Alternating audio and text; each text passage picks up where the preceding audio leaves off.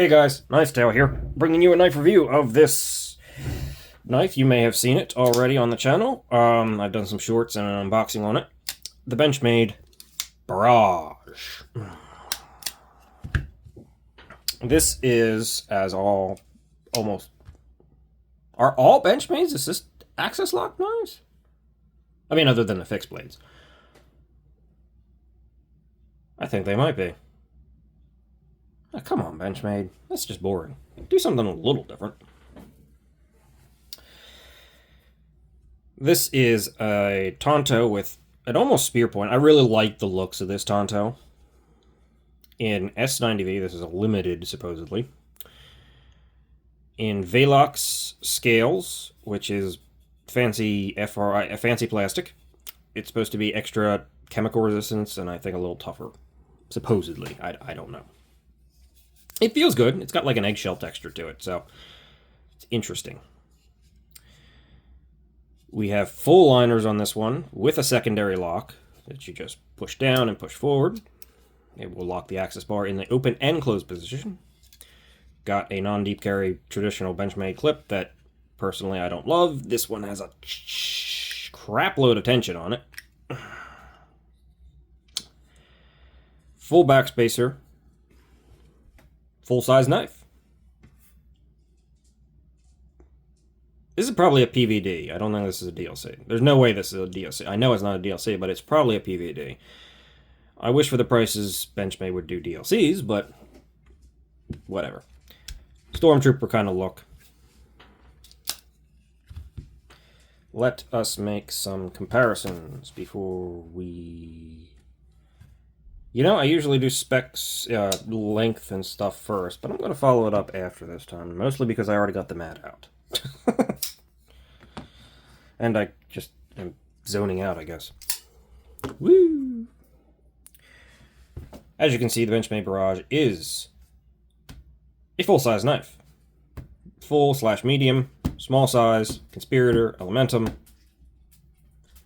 and the Barrage is bigger than both.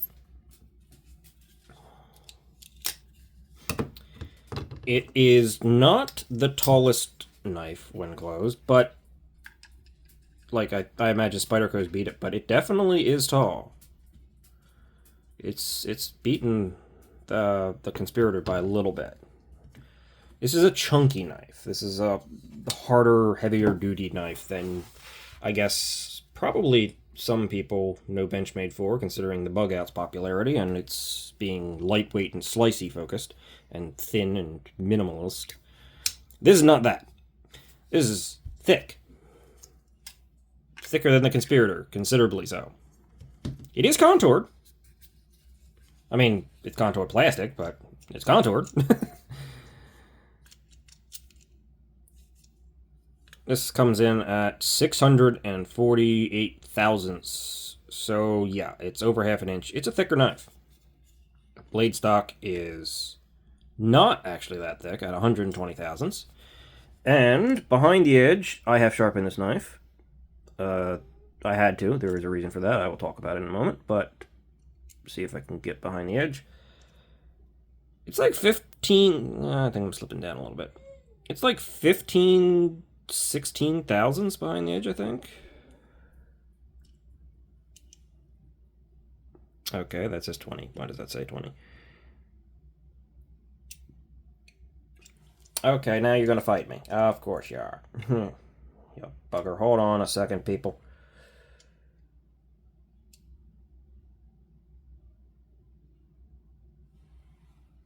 $17. About 17 thousandths behind the edge. This is a tiny bit thicker, but they're very, very similar. They don't really change in angle much at all, so I'm not even going to bother with that. I've sharpened this once, so it's gotten a little bit thicker. So my guess is you're probably going to get this thing at 16 thousandths behind the edge. It gets thick a little bit fast because it doesn't have a whole lot of room to drop. But again, this is a slightly harder used knife, and 20 thousandths and under are still pretty good. It's when you start getting to like 22 thousandths that you start really getting having issues, and you should get some sharpening out of this thing. As I said, I sharpened it. I took it a little too, as you can see, it's slightly almost polished, and I took it up a little too fine. It lost some of its bite. S9DV does better when it's a little bit lower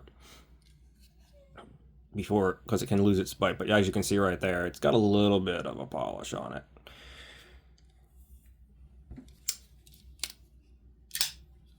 Since I skipped over the length, we might as well get that now. 3 5/8 blade length. Not quite 8 1/2 on the handle, but really close. And 4 3/4, or 8 1/2 overall, 4 3/4 on the handle. There we go. Weight of the Barrage. Dog, welcome back. 4.4 ounces. It's not that heavy, despite being full steel liners. There is weight reduction in there, but it's also not going for this ultralight. And honestly, it's still not bad. I kind of don't care about the ultralight. I'd rather just embrace a knife that's going to give me more benefits than just saying I'm going to sacrifice everything in the pursuit of weight reduction. That's me. I know there are some people out there who, like hikers and stuff like that, who maximize weight and calculate every ounce because they don't want to exhaust themselves if they're going for something really long, or you're mountain climbing or something. Yeah, if you want a knife and you want to go up a mountain, every probably ounce counts. I can see that. So those knives have a place. I just don't care. It's not for me. It's not for most people. I'd rather not sacrifice ergos, structural solidity, all those other things. Comfort. No, thank you. I would do a hardware check, but hardware check on this unfortunately requires you to take out all of these T6 screws. Now, I have taken this knife apart. I, in fact, have a de-assisting, because this knife comes naturally assisted, which I actually didn't know because the website I bought it off of didn't mention that this version was assisted. I guess they all are, but I just was not aware. This was my first Benchmade knife. Is my first Benchmade knife. This is your assist spring right here. It was actually super easy if you wanted to see that video. It just sits in a pocket right here, or maybe on the other side. And you just take the knife apart and you pull it out. And it's de-assisted. Done. It was surprisingly easy to get the knife apart completely. All of these screws were taken out, and you can see that they've got a little shininess to them because the coating's gotten worn a little tiny bit, but they held up really well. So while I don't like seeing T6s, I'm not going to complain too hard about these because they're doing them at least right. But I don't like seeing T6s, so I will complain about them. Ha ha ha. Let's stick that over there. But I'd have to take all of that off to get at the pivot and the underlying screws. In fact, I'll do it because I don't remember what size the pivot is. So, let's keep talking while I do this because I know I'm going to lose track. The de-assisting video is up still. Check that out. And I guess this is a good time to say like, subscribe, comment if you would kindly. It would greatly help out the channel. I'd like to keep bringing you content. And I just recently did a giveaway, though it has not been claimed yet. Just saying. I may be doing a redraw here. Hopefully not, but if I have to do it, I have to do it. And, it's a good knife. It's a USA-made TRM, so yeah, that looks like T6 body screws, more T6 body screws, but I taken them apart too and they worked fine. That's a T10. That's not... It's not what I'm looking for. D8. I really wish at the very least the body screws, but definitely all of the screws were T8. They're not, but they're done well enough that I'm not going to say, oh my god, Benchmade, what have you done? There are many other reasons to say that. I will give them this. Fewer of those reasons exist on this knife than some of their other knives. That's a good thing, right? Now I have to remember, is this the one? One of these screws is longer and the other one... Let's see. I think it's... Is it this one that goes here? No, that one doesn't socket there. So the middle one, for some reason, on both sides of the handle is longer. That was messing with me because I didn't realize that when I first took the thing apart because there's so many screws. So I've had to take this thing apart multiple times to get it back together because I've just been playing with screw.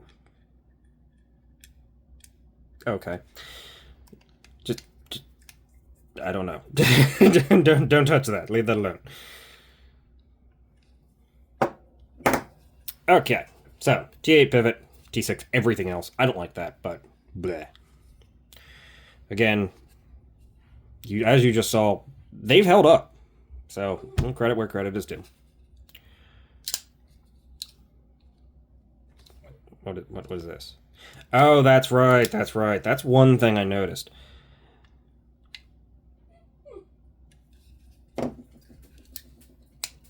This screw right here affects the action. Because when you tighten it down all the way, it puts extra tension on the pivot. So you gotta leave this screw a little bit lax.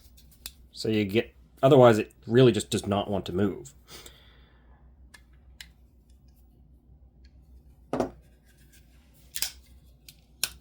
You do that, and it's fine. But if you go too tight, it starts affecting action because it's clamping down on the stop pin. That's what that is, and that's what holds that in there.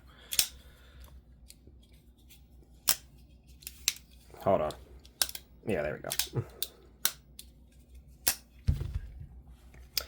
Okay, moving on from all of that nonsense. It took a while. Let's get into the blade. Love the blade shape. Like that it's S90V. Don't like how Benchmade puts their logo on the flat and the bevel. Just shrink it down a tiny bit and put it up in the flat. I don't mind your logo. I mean, I wish you kind of didn't have the USA 583 on there, but shrink it down and put it up there. The branding on this side is a little more obnoxious. Limited edition is fine if it's a limited edition. The Osborne is fine because that's the designer. This is designed by the same person that designed the 940, and you can kind of see it in the blade shape. Why does it have your website on that? Is that the website for the patent? I guess. Why is that there? Can anybody tell me? I didn't even notice at first because it's lighter and smaller, which is good, but why is that there? Doesn't need to be there. That's still a little too tight.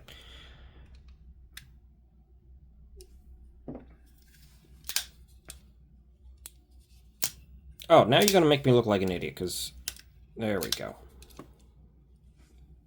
I had you dialed in perfectly, and I just screwed it all up. No, it's still good. I'm just under a camera. Yeah, we're still good. Back to the blade.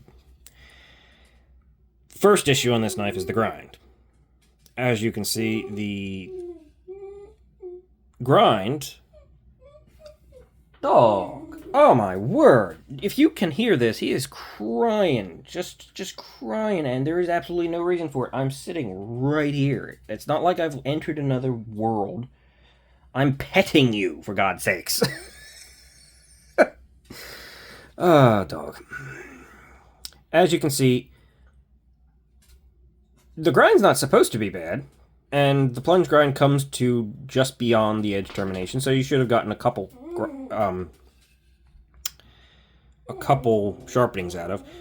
But it seems that it's deeper on one, or yeah, it's shallower on one side and it's more of a hard drop on this side, so you run into taller material. And when I was sharpening this thing, the edge of the stone knocked into that taller area than it is on this side, because this one's more of a shallow incline, but I guess deeper. So the grind is a little bit funky.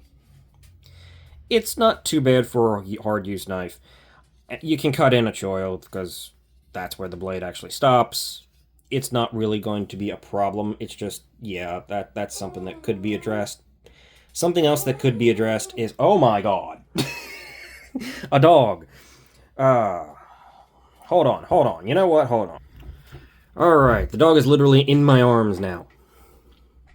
There's the dog.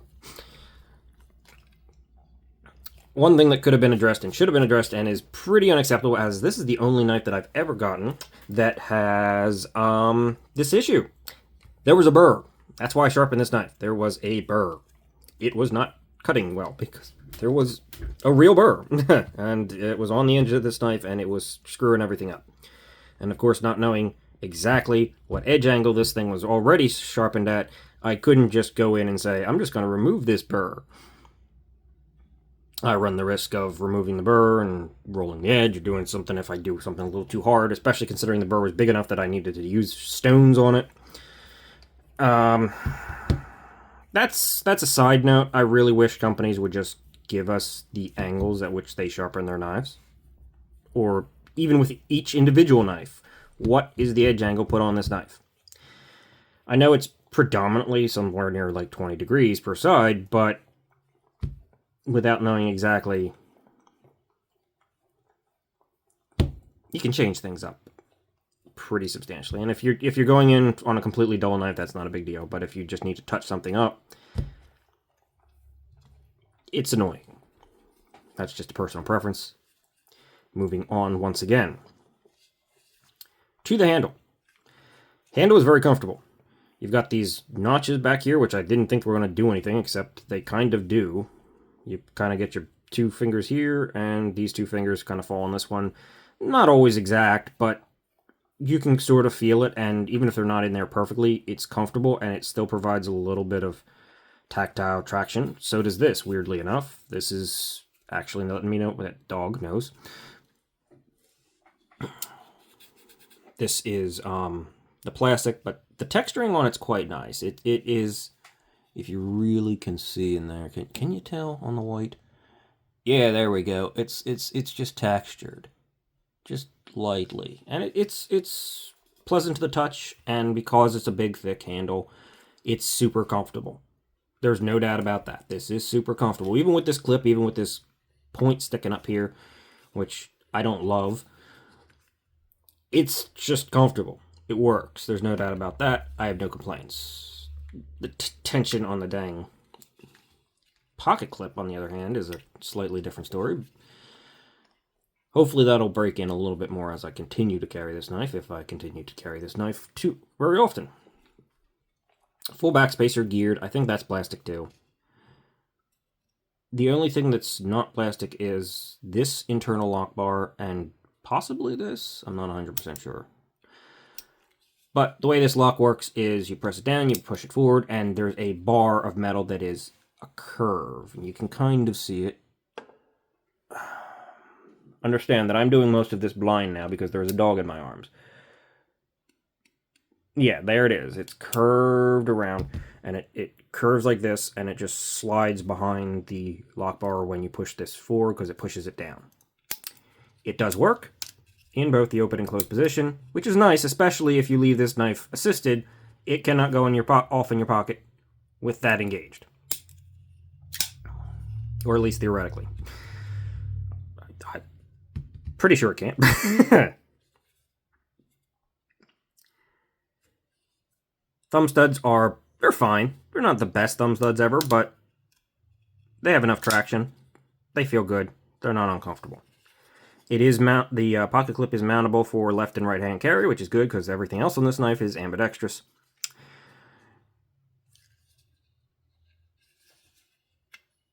Neutral grip, comfortable, fine. Access bar. I've come to a realization, or not a realization, an understanding after experiencing this knife. I think access bars in general, really? Okay. In general, are better on bearings. Which is funny because Benchmade's the ones who made the access bar and have always put it on phosphor bronze or washers of some sort. The reason I think it's better on bearings is that if you do not hold completely back on this bar until the knife is closed, which you can get used to, you run into knife stopping. This knife is not going to go very much further unless I squeeze it. So if you end up dropping it to, say, here, because it doesn't suck itself in until there, about there, you can easily get your knife stuck in this position if you've released a little too early and you're not paying attention, or you're on the job and you're not paying attention completely to your knife. That end then opens up this. The potential to catch yourself on the knife without even realizing it. If you squeeze it like this and then you sort of just relax your hand into position, uh-oh, I'm into the blade. So for safety, the bearings that will let the knife continue to sort of carry itself closed once you get it swinging, even just a little bit, like by there, if you've got most of it going and you're starting to let off, the bearings are going to continue it closed.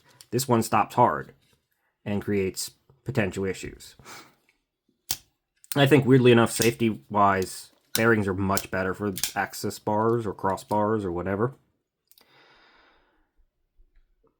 That said, this knife has broken in really well and almost immediately. As soon as I took this thing apart and put a little bit of new lube in there, I mean, you can't tell under the camera and with a dog in my arms, but this thing, yeah, I mean, this thing is not okay. There. Unless you let off, as long as you hold that down.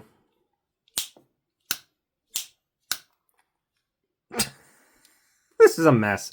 Oh god, this is a mess production right here. It does that pretty easily, pretty readily. It's very smooth, and it started doing this almost immediately. So if you're having trouble and they have a stop pin with screws on it, maybe take some of that pressure off. But dialing this thing in was not super hard, and it's still honestly a little tight up there. That's what's causing it a little bit of a hang up. So weirdly enough, my experience with the access lock and that execution is better than I was expecting. I was expecting it to be much tighter, much grittier, much more unpleasant, much more time required to break in. Just didn't need that. I will say that the access bar does feel a little bit wobbly. You can kind of see it if it... Here, I'll open the knife and do this. Let's see.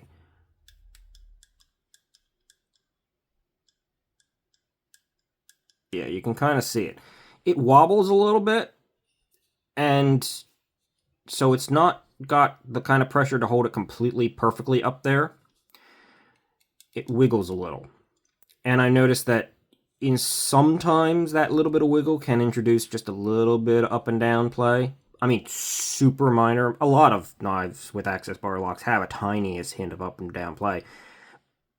But this knife normally doesn't. So that little bit of wiggle, I don't know if that's just the spring's not holding it in tight enough or what, but it's not a big deal. As when you actually just lock it out, it's fine. There's no play. Up, down, left, or right. Nothing. It's good. You really kind of have to mess with it. So I'm not complaining. I'm just saying, I don't know, maybe the tolerances need to be just tightened down a little tiny bit, or the springs need to be a tiny bit stronger, or something like that.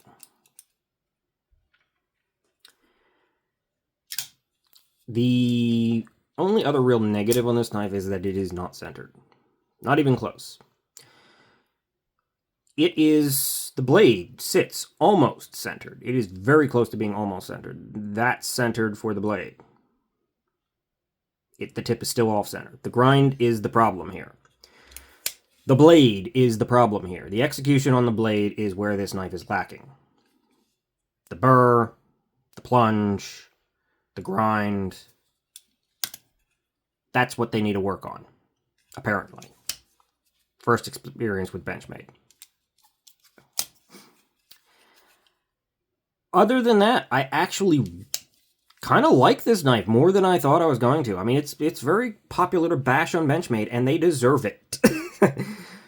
Because they're QC. Like, this should not happen from a USA-made knife. This should be a little bit more locked down, especially at their price points.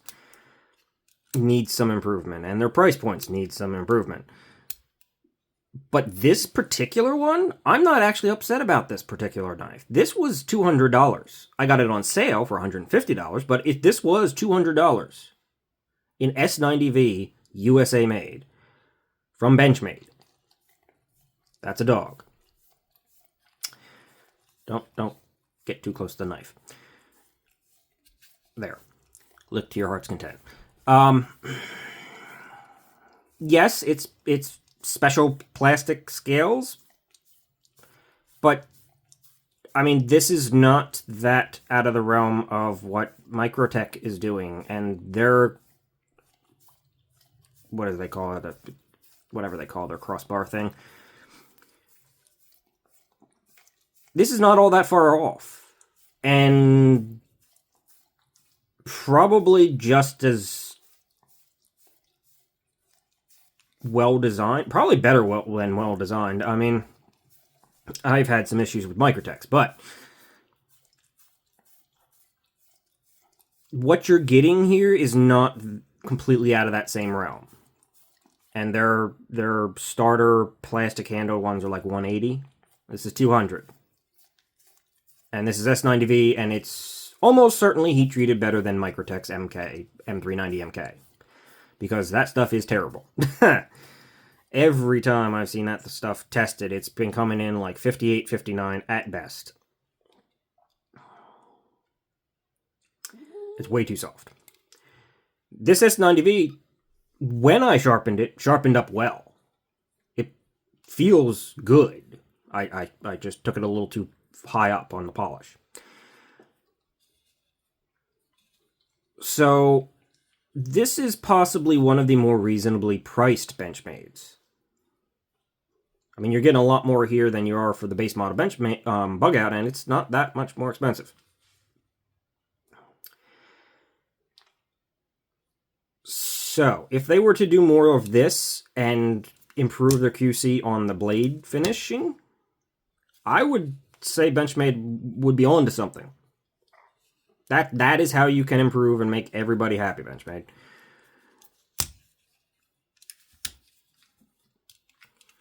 The Narrows is not. That is just an uncomfortable looking, ridiculously priced pile of nonsense. I like this. Also, this is assisted and you can de-assist it very easily, so maybe that adds some value too. I don't know. But this feels appropriately priced, just why the QC issues on the blade. Without that, this would get a ringing endorsement from me, which I did not think I was going to say about Benchmade. But as it is, I still say this is probably one of the better priced ones, and arguably still, if you're going to go Benchmade and you want USA-made Benchmade, this is a good one. You just got to realize that there might be a little bit of weirdness that you're going to have to address. You shouldn't, at these prices, you shouldn't for USA-made. But I mean, I had some weirdness from my Hogue access lock, too. The grind on that thing was just crazy bad. No burr, but grind issues 100% on my Hogue. They are a little bit cheaper. They're still probably the better option. The Deca is pretty universally accepted as a good knife, because it is. I don't have one, but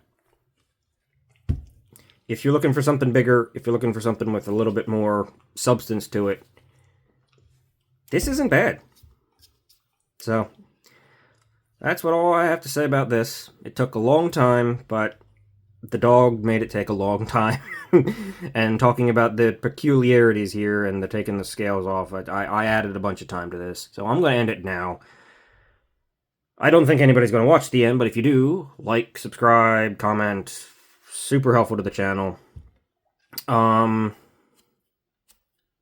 might do a thing if there's anybody who like wants to or would be willing to send in knives for me to check out of their collection or something like that. Something that they love or something that they want featured or see something. Reach out in the comments and let me know if there's anybody who even would consider something like that. I'll stick that in like the description of my videos where you can reach out to me on, say, Instagram or something like that. Maybe I could do something like that to keep content flowing, to check out your knives, to highlight things that deserve more attention. That'd be really cool. I'd like that. Other than that, I'm done here. See you later. Dog says see you later too.